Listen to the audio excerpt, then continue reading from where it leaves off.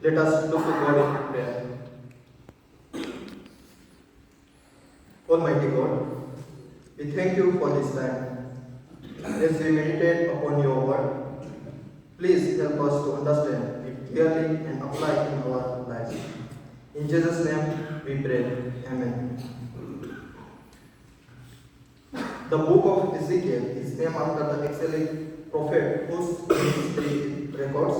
The name Ezekiel means God makes strong, a meaning that fittingly reflects the task to which he called.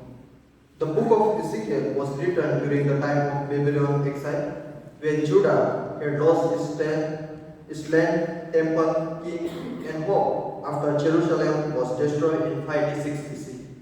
The people were living in exile and were discouraged and confused. Their leaders, kings, priests, and prophets had failed them by acting unjustly and leading them away from God.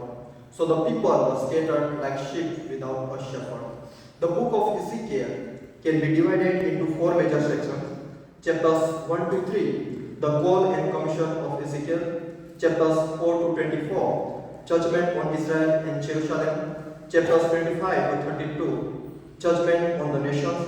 Chapters 33 to 48, restoration, hope, and God's dwelling with his people. In the 34th chapter, verses 1 to 10, Ezekiel shows God's strong anger toward Israel's leaders and makes it clear that the people belong to the Lord, not to human shepherds. The leaders care only for themselves and fail to protect the people. So the sheep was scattered, weak and in danger. Because of this injustice, God says, I will rescue my sheep from their mouths. Ezekiel 34, verse 10. This promise leads directly into the next part of the chapter, which is our passage for today's meditation. Verses 11 to 16 show God's direct response to the failure of the shepherds.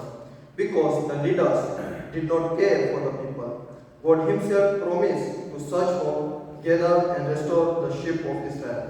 What the first shepherds did not do, the Lord now does himself. This passage clearly shows God stepping in as the true shepherd to protect, restore, and care for his people. Therefore, based on that, I have entitled my sermon as God himself, the true shepherd. God himself, the true shepherd, which leads to my first point. God himself seeks and rescues. Ezekiel 34, verses 11 to 12. God himself seeks and rescues. Ezekiel 34, verses 11 to 12. In verses 11 to 12, God declares his personal commitment to rescue his people. The passage begins with the phrase, for thus says the Lord God. Ezekiel 34, verse 11, where the word for connects this promise directly to the previous section, verses 1 to 10, in which the false shepherds fail in their duty. Since human leaders abandon the flock, God himself now intervenes. God says, I myself will search for my sheep and will seek them out. The emphatic Hebrew expression, hineni means, behold I, yes I, strongly highlighting God's personal involvement, unlike the corrupt leaders. God does not delegate this task. The verb vedarashti comes from the root word daras, means to search, to carefully look for, to investigate truly, to pursue with concern and responsibility. The ubikarte comes from the root word bakar, means to seek, to actively go after, to pursue intentionally, to make a determined effort to find. Indicate intentional, persistent, and active effort. This language emphasizes divine ownership and responsibility. The sheep belong to God, not to the human shepherds. The repeated use of I myself reveals God's deep commitment, compassion, and authority. God does not wait for the sheep to return. He goes after them, demonstrating his unconditional love and care.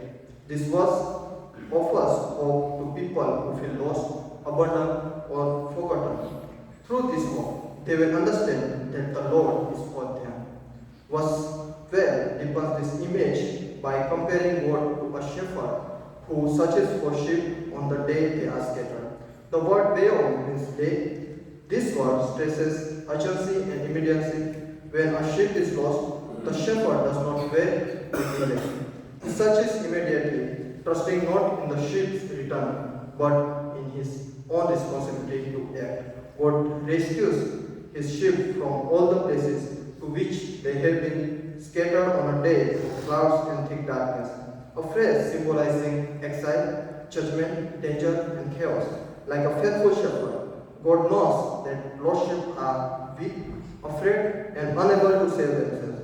Therefore, he enters the darkness to find and rescue them. Ezekiel 34, verses 11 to 12, assures God's people that even in the times of exile, crisis, and despair, God remains present, active, and faithful.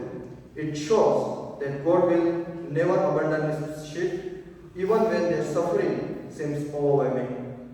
When their troubles reach beyond what they can bear, God Himself comes to rescue them, restoring them with compassion and care. Unlike careless human leaders, God personally seeks out His flock, ensuring that no one is left or lost or forgotten. In the 19th century, a shepherd in the Scottish Highlands cared for sheep on steep, dangerous hills.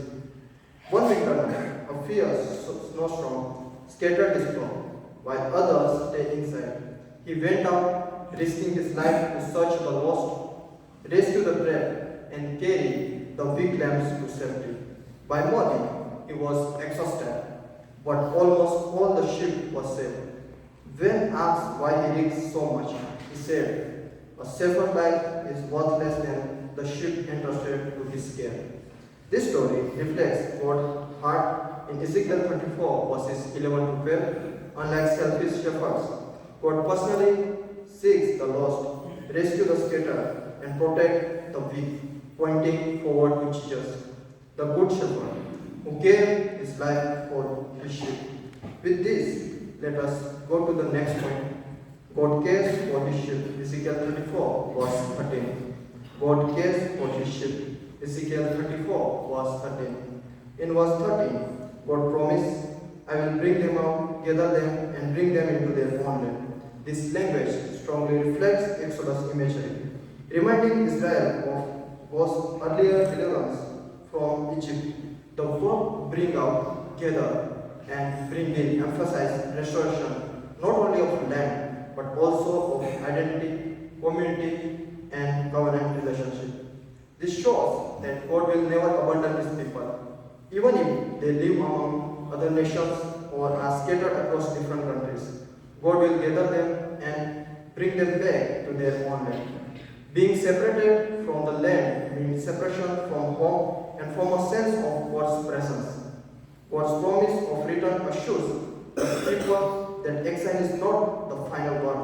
Restoration includes both spiritual renewal and physical return, showing that God cares about the whole life of his people.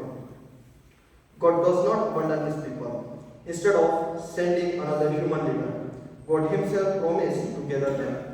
This shows God's grace and faithfulness to his covenant. Even when his people fail, God's action reversed the scattering caused by exile and failed leadership.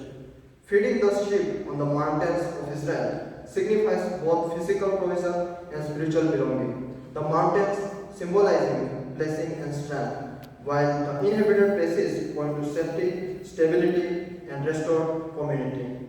The mention of inhabited places suggests that God's care reaches every corner of the land. No sheep will be left behind. This imagery directly contrasts with the first shepherds earlier in the chapter who fed themselves instead of the flock. In verse 14, God declares, "I will feed them with good pasture." The Hebrew adjective tov means good, conveys the ideas of quality, sufficiency, and blessing. The imagery of mountains and valleys points to abundance, security, and richness of life. This verse strongly reflects Psalms 23, verses 1 to 2, where David proclaims, "The Lord is my shepherd, I shall not want. He makes me lie down in green pastures." Even though the Israelites were facing exile, suffering, and deep pain, much of it was by their own idolatry and disobedience. God promised not to abandon them. The self-serving shepherds condemned in verses 1 to 10. God reveals himself as a true provider of life, nourishment, and well-being. And the mountains of heights of Israel shall be their pasture. The image of mountain heights of Israel is very important. Mountains were shared places away from wild animals and enemies. By placing his sheep on the mountains, God is promising security and protection. The sheep are no longer wandering in danger but are settled in a place prepared by God. This assures the people that under God's leadership, they will live without fear. The phrase, "there they shall lie down," is significant. Sheep only lie down when they feel safe and satisfied.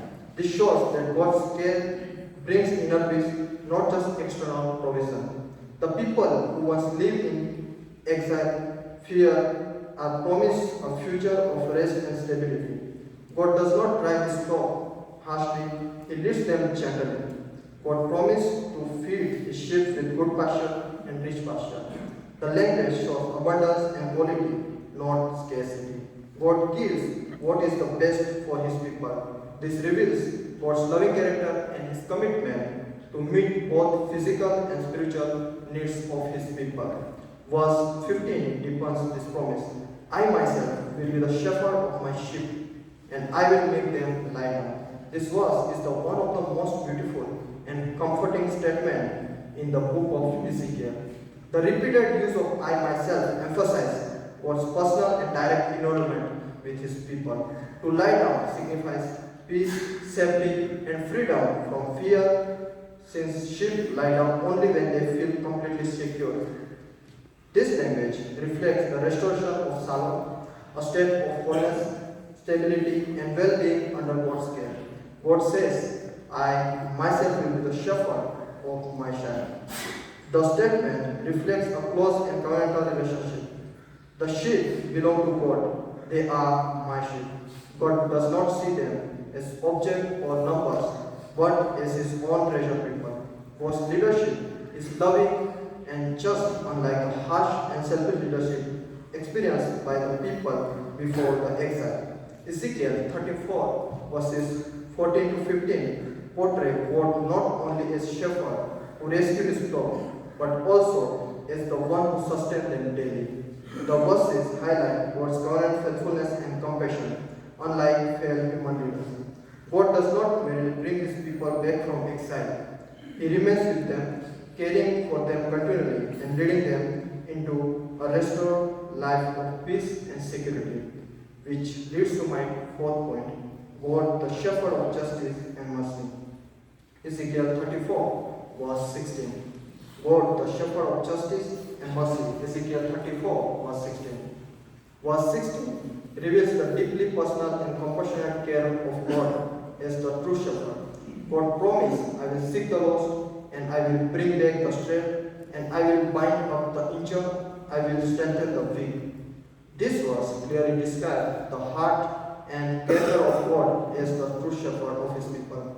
It shows God's compassion and his commitment to justice. Each of these actions directly reverse the neglect and abuse described earlier in verse 4. Where the first shepherd failed to care for the vulnerable, the language emphasizes God's attentiveness to individual suffering, showing that his concern extends beyond the community as a whole to each want and broken sheep.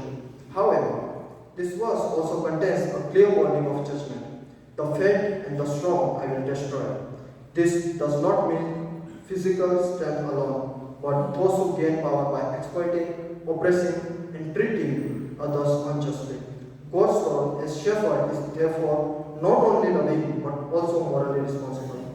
He cares for the weak and holds accountable those who abuse their power. This faith and strong sin represents leaders and individuals who became strong by harming others. God's suffering is not weak or careless. It includes responsibility and judgment. Those who misuse power will be judged. The final words, I will feed them in justice. Unite compassion and righteousness. God's justice is fair, not cruel. True care of God's people must include both compassion and justice. One without the other is incomplete. Ezekiel 34 verse 16 presents a balanced portrait of divine shepherding, tender toward the broken of and firm against injustice. It anticipates Jesus' ministry to the marginalized while affirming God's unwavering commitment to righteousness. For believers today, this verse offers comfort and hope while also calling them to reflect God's suffering by practicing both compassion and justice in their own lives. Ezekiel 34, verse 16, points forward Jesus Christ, who fulfills the shepherd role in the New Testament.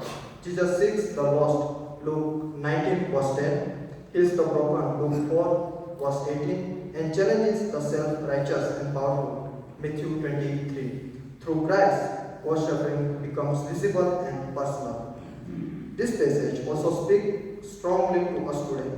In a few months or a few years, many of us will become shepherds of the Lord's flock. Therefore, we must ask ourselves some questions.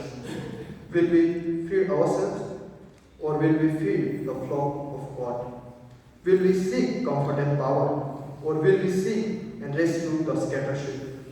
Will we act like careless leaders or will we show the loving heart of the good shepherd? God calls us to be faithful shepherds like Him. True shepherding is caring for others, protecting the weak, being fair and loving people with sacrifice. We follow Jesus, the good shepherd, who gave His life for His sheep. In conclusion, Karl Marx rightly said, when human strength fails and human limitations are exposed, God steps in and His work begins. This truth is clearly seen in Ezekiel 34 verses 11 to 16. When the good shepherd of Israel failed and human leadership reached its limits, God Himself declares, I myself will be the shepherd of my sheep. When human shepherding ends, divine shepherding begins. The repeated phrases, I myself and I will, emphasize God's deep love, personal involvement, and covenant faithfulness. This repetition is not accidental. It powerfully shows God's deep love and personal commitment toward His people. God does not send another messenger or appoint another human leader. Instead, God Himself comes to teach, rescue, heal, and restore His sheep. Even though the people were unfaithful, God remained faithful. The importance is not given to human failure, but to God's covenant love. May Ezekiel 34 challenge and transport us so that when God entrusts His flock to us, we may shepherd them with the same love, faithfulness, and commitment that God Himself has shown toward His people. Amen. Now